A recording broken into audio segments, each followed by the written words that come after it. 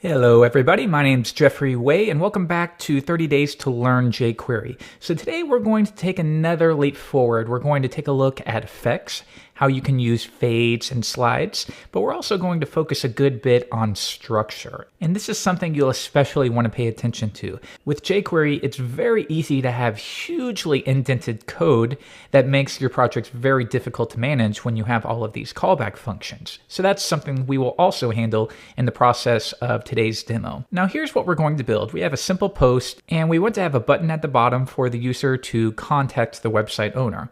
So you can see we have this contact me button, and when we click on it, a contact form slides down, and then there's also an X button where they can slide up. But even better, we'll offer ways to configure this. So for example, if we go back to the code and I scroll down to the bottom, you'll see that we can specify some configuration settings. For example, if I would rather fade this image rather than slide it down, I can use fade toggle, and we can say I want you to do that over the course of 2 seconds, which is way too long, but just for the demo. And if I refresh the page and I click on it, you'll see that that fades in over 2 seconds. So it's always nice to allow the user to configure the settings just a bit. Okay, and as always, we're going to begin our JavaScript from scratch. So I'm going to select all of the code right here, and we're going to get rid of it. And what that's going to leave us with is what you see right here. And this is always important to remember. Don't immediately jump into the JavaScript, because remember, some people will be browsing your website with JavaScript turned off. So do you want to provide a contact form for them? Yeah, of course you do. So make it look good first, and then upgrade to using JavaScript effects. So here is our base layout. You can see we have our post, and then at the bottom, we have a styled form. If we want to take a look at that, it's simply a form, and then I just have a little bit of CSS at the top that we'll go over shortly. Nothing too big to worry about here. Now, the first step is to determine whether we can use JavaScript. And the easy thing is, if any JavaScript is read, then the user has JavaScript turned on. So why don't we do this? Why don't we apply a class to the HTML tag right up here? So we'll do that right at the top. Once again, I'm going to use a self-invoking anonymous function just to keep from creating lots of global variables. And next, I'm simply going to grab the HTML element. I'm going to add a class, and we'll give it a class of JS. So now we know, if I open up the web inspector, if the HTML has a class of JS, then JavaScript is available. If it does not, then it's not available. And now we can use that within hooks in our CSS file. If I scroll to the top of my style sheet, you can see that we're styling the contact form. But then, if JavaScript is enabled, we're going to make some slight tweaks. So I'll hide it. Remember, if we come back, it's displayed down there. But now I'm going to use that new JavaScript hook, and I'm going to position it at the very top and make the width equal to the width of its container. And for now, I'll make the display equal to block. Come back, and now can you see that it's been placed at the very top of our page, and then we hide it because we don't want to see it right now. Good. All right, so we're ready to get started. If JavaScript is disabled, our form will function fine. If it's enabled, we can add a little bit of effect to it. Now, the first step is to provide a little bit more structure for our applications. Even though this is very simple, don't get in the habit of just creating all of these indented callback functions. That's really difficult to work with. So we will create a parent object, and we will call this contact form. I'm going to make that equal to an object literal.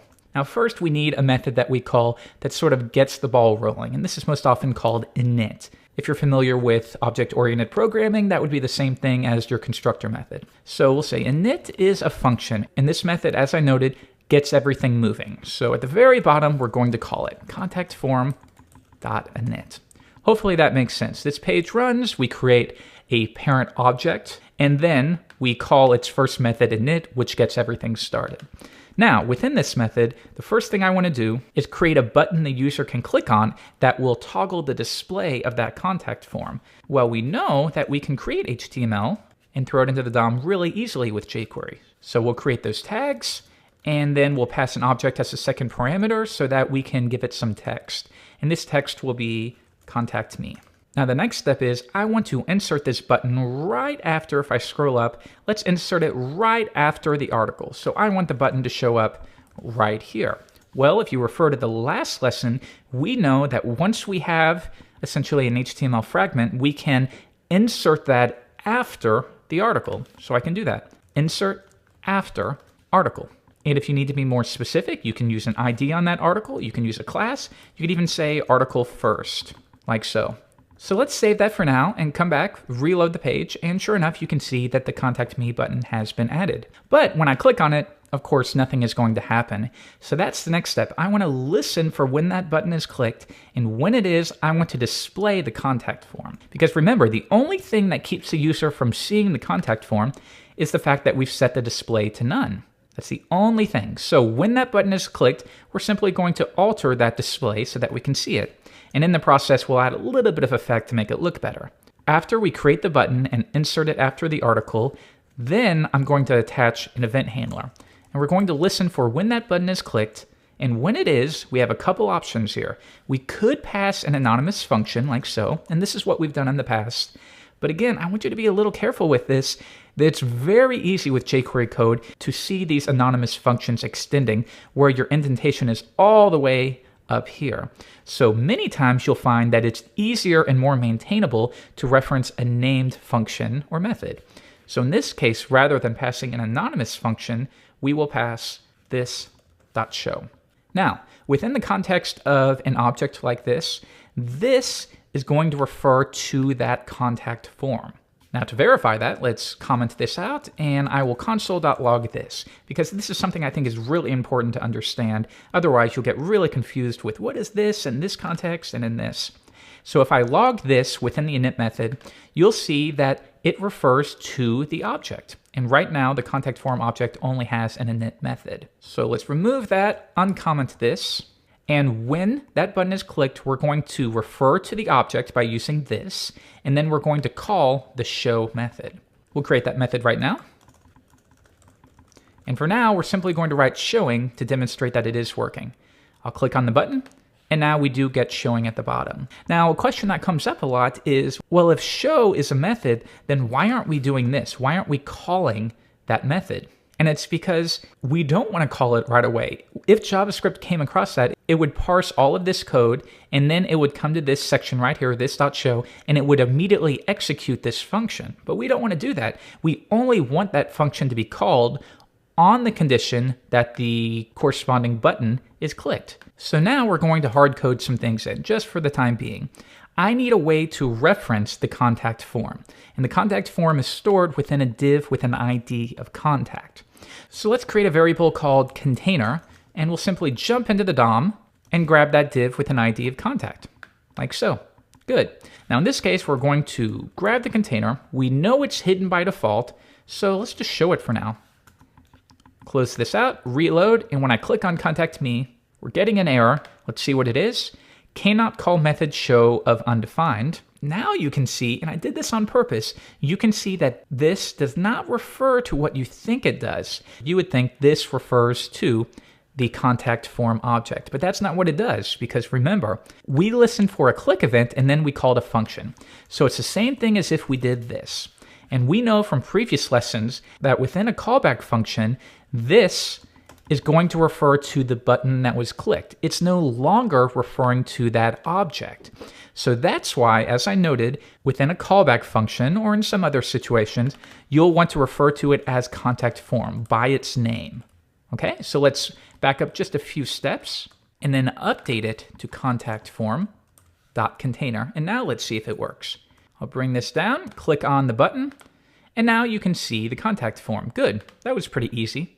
But now we need a way to get rid of the contact form. So we probably need some kind of close button in the top right corner. All right, let's add that right now. We'll create a new function and we'll call this close.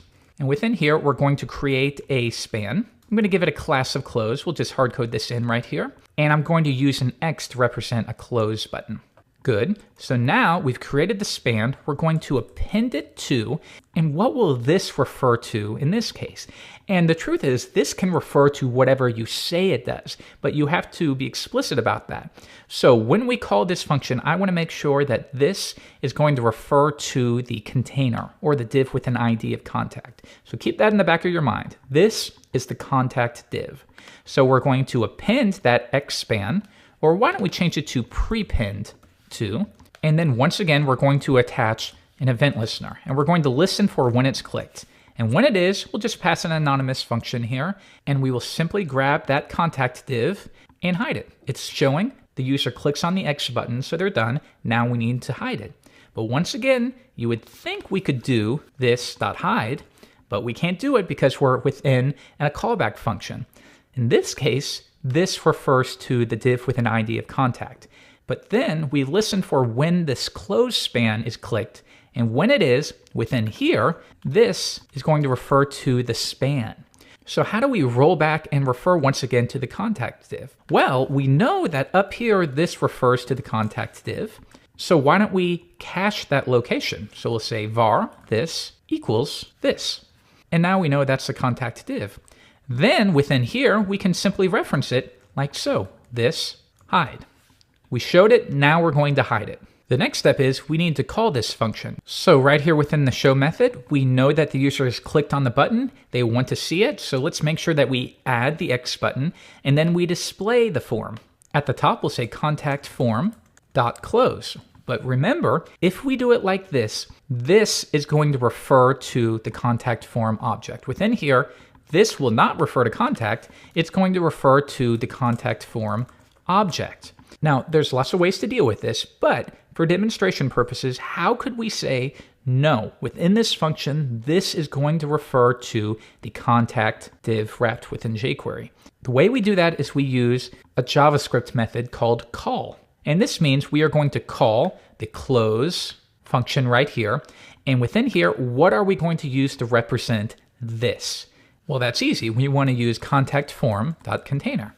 And that's all there is to it. Now, close is immediately called, and within it, this is going to refer to the contact div. All right, let's try this out. See if we made any mistakes.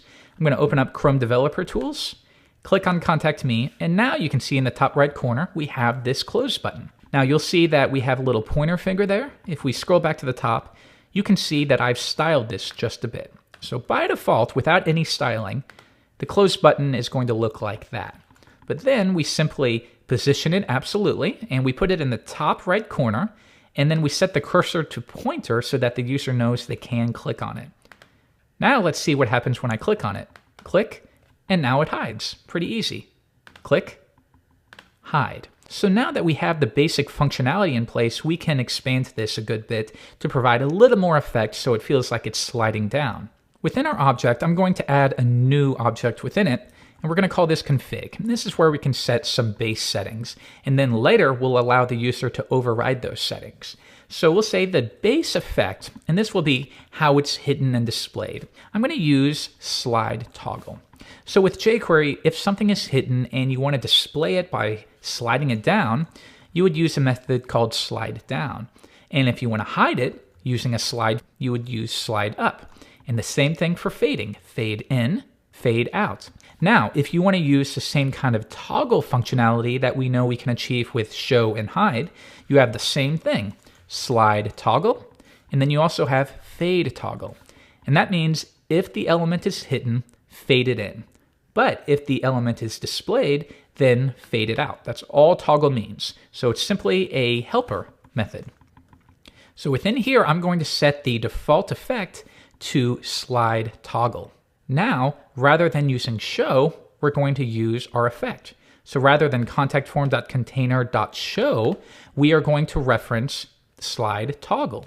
And we can reference that by using the array notation. So you may not know that when you have an object, for example, contact form container, you can reference that by doing contact form.container. We know that. But you can also reference it by doing contact form container. It's the exact same syntax. So this makes it really helpful when we don't exactly know what the name is. We can simply reference a variable. So let's put that into effect right here. Rather than calling the show method, we know that we essentially want to call slide toggle, but in order to do so, we want to reference whatever is stored here. So instead, I'm going to reference contact form.config.effect, and this will essentially be translated to slide toggle. Now we've referenced it, we simply need to call the method. So I'm going to use an opening and closing parentheses, and we'll set a default for now of 500 milliseconds. And now that means it's going to slide toggle over the course of 500 milliseconds. And we'll get rid of these surrounding quotes. All right, let's try this out. Refresh, click Contact Me, and now can you see that it's sliding down, like so. But if I click on the X, once again, we're still using the hide method, not the slide up or slide toggle. So right here, we can say, once again, rather than the hide method, we're going to use brackets, contact form.config.effect over the course of 500 milliseconds. Once again, click Contact Me, it slides down. I click on the X, and it slides up. It's as easy as that. The next step is let's provide some flexibility so that when we call the init method, we can specify if we want a slide toggle or a fade toggle. So when the user calls the init method, they want to be able to pass an object, and they want to say, the effect, rather than the default of slide toggle, I want to be fade toggle. And I want the speed, or how long it takes, I want that to be really long. This is too long to ever do in your projects, but it's helpful for our demo to see that it's working. So now, when the init method is called, this config object will be passed, and config will be equal to this. Now we can use a helpful method that's part of jQuery core, where we can say jQuery.extend. And this is pretty neat. What this allows us to do is apply a default object. And we've already created that right here. So we are going to extend this.config. And I want to say, here's my object. Next, I want to take whatever the user passed within their own object, and that's going to override anything that I have, like so. So that means if we have effect right here, well, the user overrided that. So I want to replace this object, and now effect should be equal to fade toggle. On the other hand, if we have speed 500, and the user never passes his own speed, then speed will remain at 500 because the user did not override it within their object. So it's very simple. This is our target object. Anything right here will override our default object. It's fairly simple. So I'm going to backtrack, and we have 2000. We have our default effect that's being overridden right here. And now let's see if it works. Refresh, click on Contact Me. And now you see, as easy as that, we've provided configuration options where it fades instead of slides. And because we reference the effects in every area by referring to config.effect, we don't have to update that in all of these different methods. It'll simply work because they're all referring to the same effect style. Now, the last thing we need to do is speed. We do want to make sure that we don't hard code the speed in, for our demo at least. It's very possible in your projects you don't need this level of control, but if you're building plugins in the future, you might want to do that. So now we can add speed, and I'm going to set the speed to half a second or 500 milliseconds, and then we simply replace it in each location. Contact form, config, speed. I'll copy that, paste it in right there, and we're good to go. So now when I click on Contact Me, that's going to fade in over the course of 2 seconds. Or if we elect to not override the default effect, then it will slide down over the course of 2 seconds. As you can see right there.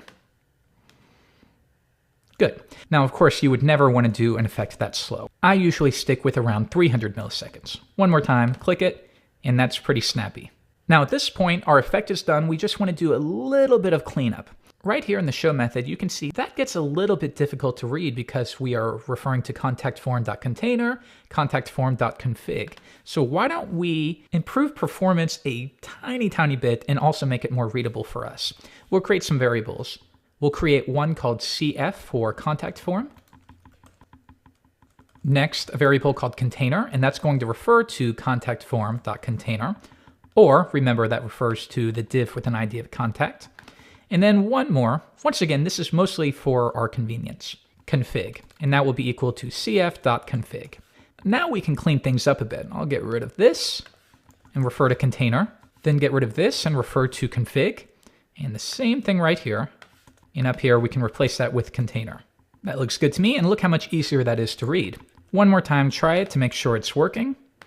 Good. And now the final step is, when this show method is called, we need to keep in mind that it's possible that the user could click on this button even when the form is displaying. In this case, we've lucked out and the form is covering it up, but it's very possible in your project that will not be the case. So we want to be sure that before we do anything, we want to check to see, is that form already displaying? If so, we don't need to do anything. And we can do that really easily. We'll say if container.is, and this is a new method, and this allows us to see if maybe a specific element has an ID of div. So you could say if container.isDiv, or you could say if container.isContainer. It's a really helpful method. In this case, we want to say if the container is hidden, and that essentially means display none. So if the container is not currently displayed, it has a display of none. In that case, good, we do want to show it, and we do want to add the close button. Refresh, click on it, it's still working, but now we've added a little bit more protection where we're not executing these functions if we don't need to. And now we have one more thing to do before we finish this lesson. If I reload the page and I click Contact Me and I close it, that all seems to work. And even if I do it again, that seems to work. But come down here, take a look at the context div, and now you can see every time we click that button, we are adding a new close span. And the reason why it's doing that is because we've told it to. So we need a way to say, if there is not already a span, then add one. But if there already is a close button, we don't need to do it again, because if we do, we're going to end up creating all of these extra elements, and that's not good. So an easy way to handle this is right at the top right here, we'll say if this dot find a span with a class of close. Remember, this refers to the contact div. So we are saying right here, if you can find a span with a class of close within this div, then we don't need to add another one. So in that case, simply get out of here, return from this function, and return, again, means nothing after it's going to run. We're done with the function, so we're going to turn around and return. But now it won't be enough to simply look for that span, because jQuery will still return something. We simply want to see if the returned object has a length. And if it does, that means something was actually returned. So I'm going to look for length. Another way you could do this would be that, and that means get the first item from the array. But we'll stick with length. And now let's try it. Refresh, contact, and let's make sure. I'm going to click and inspect that. And when I close it, if we did everything right, we're only creating one. One more time. And now you can see at most we only ever have one span, because the first time this runs, we say, is there a span with a class of close? Nope. All right, well, let's go ahead and create one. But the next time it's called when that button is pressed, this runs. Is there a length? Yes, there is. In that case, we're done. So let's return from this function and simply toggle the display. Okay, and we did quite a bit in this lesson. This is easily the most complicated lesson we've done so far. So if that was a little difficult to understand, absolutely go back and watch it again. But if you were able to follow along, we did a lot of cool stuff today. You learned about how to use the call method, which is really cool to specify what this represents. You learned how to provide some configuration options using jQuery.extend. And you also learned how to provide a little bit more structure for your projects by using an object to contain all of your various methods. And then finally, we also reviewed how you might want to be careful about constantly using anonymous functions as your callbacks, because really easily you can end up with massively indented code once you have 4 callback functions within each other, and that's way too difficult to maintain. So if you have any questions, and if you are a Tuts Plus Premium member, you can go to tutsplus.com/forums. Otherwise, I am Jeffrey_Way on Twitter, and feel free to ask any questions that you might have. All right, I'll see you in the next lesson. Bye-bye.